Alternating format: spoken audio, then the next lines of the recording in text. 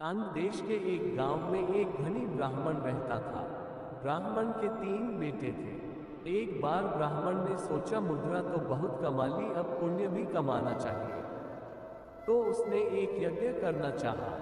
यज्ञ कुछ ऐसा था कि उसके लिए एक कछुए की जरूरत हुई। उसने अपने तीनों बेटों से कहा कि कहीं से एक कछुआ ढूंढ कर लाए। तीनों भाई कछुआ लाने समुद्र तट पर पहुंचे। वहां उन्हें एक कछुआ मिल भी गया। बड़े ने कहा, मैं तो भोजन चंग यानी भोजन की विशेषता और गुण दोष का ज्ञाता। उत्तम भोजन के अतिरिक्त किसी अन्य वस्तु से मुझे कोई सरोकार नहीं, इसलिए कछुए को नहीं छूऊंगा। मझला बोला, मैं नारी चंग हूं। स्त्रियों के स्वभाव गुण दोष के बारे में चर्चा कर सकता हूँ, इस निकृष्ट जीव को लेकर नहीं जा सकता। सबसे छोटा बोला, मैं तो शयाचिन हूं। विश्राम पसंद जी, मैं भी कछुए को नहीं ले जाऊंगा। धीरे धीरे बात कछुए से हटकर इस पर आ गई कि तीनों में से ज्यादा गुणी कौन है, किसको अपनी विद्या में ज्यादा महारत है। तीनों इस बहस में पड़ गए। जब वे आपस में इसका फैसला न कर सके तो हारकर राजा के पास पहुंचे। राजा ने कहा, आप लोग थोड़ा धीरज धरे, रुके, मैं तीनों की पहले अलग अलग जांच करूंगा। राजा ने कोई निर्णय नहीं सुनाया, बल्कि बढ़िया भोजन तैयार कराया और तीनों को खाने के लिए बुलाया। तीनों खाने बैठे।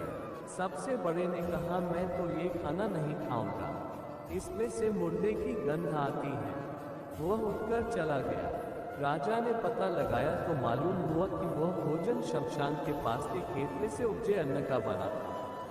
राजा ने कहा, भाई तुम तो सचमुच भोजन चंग हो, तुम्हें भोजन की अद्भुत पहचान है। रात के समय राजा ने मझले भाई के पास एक सुंदर वेश्या को भेजा। ज्यों ही वह वेश्या उसके पास पहुंची कि मझले भाई ने कहा, इसे हटाओ यहाँ से, इसके शरीर से बकरी के दूध की गंध आती है। राजा चकित। उसने ये सुनकर पता लगाया तो मालूम पड़ा कि वह वेश्या बचपन में बकरी के दूध पर ही पली बढ़ी थी। राजा बड़ा खुश हुआ और बोला, वाह भाई, तुम सचमुच ही नारी चंग हो। इन सब के साथ ही राजा ने तीसरे भाई को सोने के लिए 7 गैदों का पलन दिया था। जैसे ही तीसरा भाई उस पर लेटा कि एकदम चीखकर उठ बैठा। लोगों ने देखा उसकी पीठ पर एक लाल निशान बन गया है। राजा को खबर मिली तो उसे इस मामले में अपना अपमान लगा। बिछौने को तुरंत दिखवाया। जांच कराई तो 7 गैदों के नीचे उसमें एक बाल निकला। उसी से उसकी पीठ पर लाल लकीर हो गई थी। राजा को बड़ा अचरज हुआ कि चकित कर देने की क्षमता रखते हैं ये चल। जिस क्षेत्र की जानकारी है उसकी हर बारीकी जानते हैं। ऐसे गुण तो ईश्वरीय कृपा से आते हैं, इन्हें तो सम्मान के साथ अपने साथ रख लेना चाहिए। राजा ने तीनों को सम्मान के साथ 1-1 लाख मुद्राएं दी। इसके अतिरिक्त ढेरों उपहार के साथ साथ राज्य में सुख सुविधाओं समेत सारे प्रबंध कर दिए। तीनों कछुआ ले जाना भूल गए। पिता का यज्ञ पूरा हुआ या नहीं उन्होंने नहीं पूछा और वहीं राजा के सानिध्य में पूरे आराम और आनंद से अपने अपने गुणों को और बया बनाने का प्रयास करते हुए रहने लगे। इतना कहकर बेताल बने रुद्रकिंक ने पूछा, हे राजन, तुम बताओ, वे तीनों एक से बढ़कर एक थे। ये राजा ने भी माना, पर तीनों में सबसे जानकार और गुणी कौन था?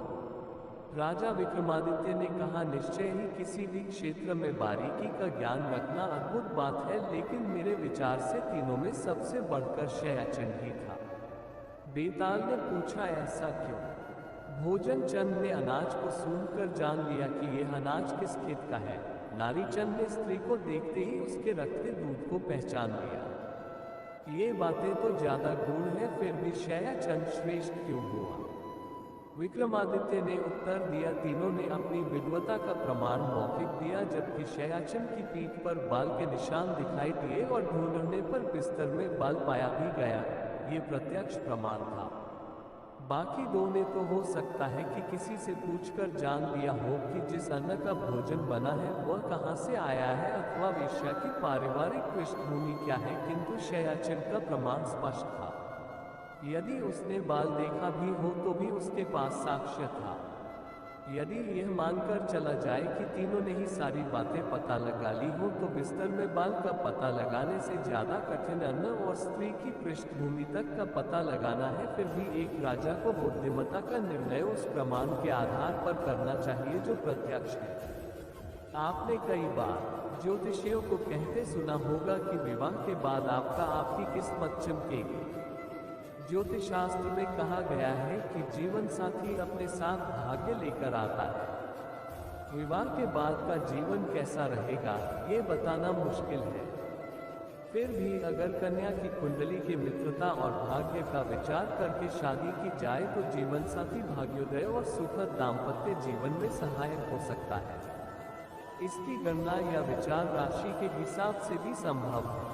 आइए समझते हैं किस राशि के पुरुष के लिए सबसे अच्छा मेल किस राशि की कन्या से बैठता है, जो उनके लिए भाग्योदय लेकर आए और वैवाहिक जीवन आनंददायक साबित हो। मेष राशि के पुरुष कड़े स्वभाव के क्रोधी और जिद्दी होते हैं, इसलिए बेहतर मेल बिठाने के लिए इस राशि के लड़कों के विवाह के लिए तुला राशि की लड़कियां सबसे अच्छी हो सकती हैं।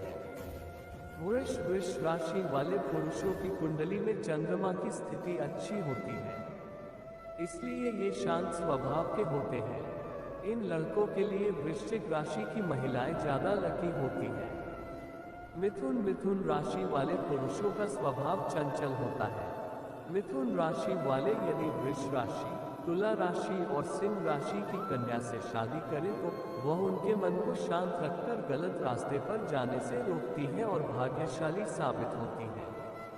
कर्क राशि का स्वामी चंद्रमा होता है, इसलिए इस राशि के लड़के मीठा बोलने वाले होते हैं। उनके लिए सिंह राशि, मेष राशि और धनु राशि की कन्याएं अच्छा साथ निभाती हैं और सौभाग्य लेकर आती हैं।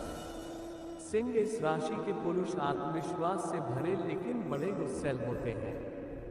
कर्क राशि, मेष राशि, वृश्चिक राशि, धनु राशि और मीन राशि की लड़कियां इनके जीवन को व्यवस्थित कर सुख शांति लाने में मददगार होती हैं, इसलिए वे इनके लिए ज्यादा लकी साबित हो सकती हैं।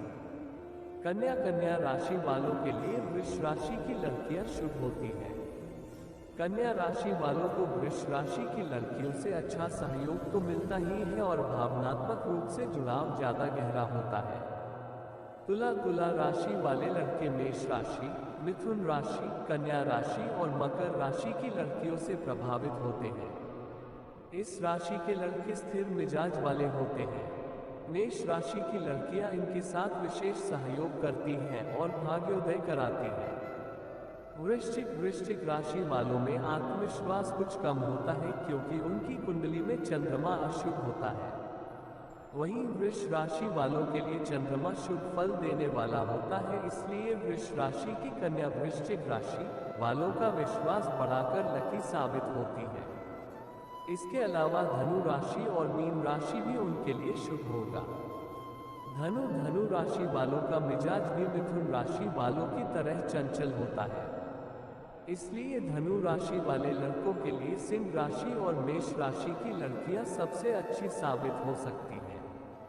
मकर राशि वाले पुरुष स्वभाव से कठोर होते हैं, उन्हें अगर भावनात्मक सहयोग की बड़ी जरूरत होती है। कर्क राशि, तुला राशि और वृष राशि की कन्या इस कमी को पूरा कर उनका भाग्योदय करा सकती है।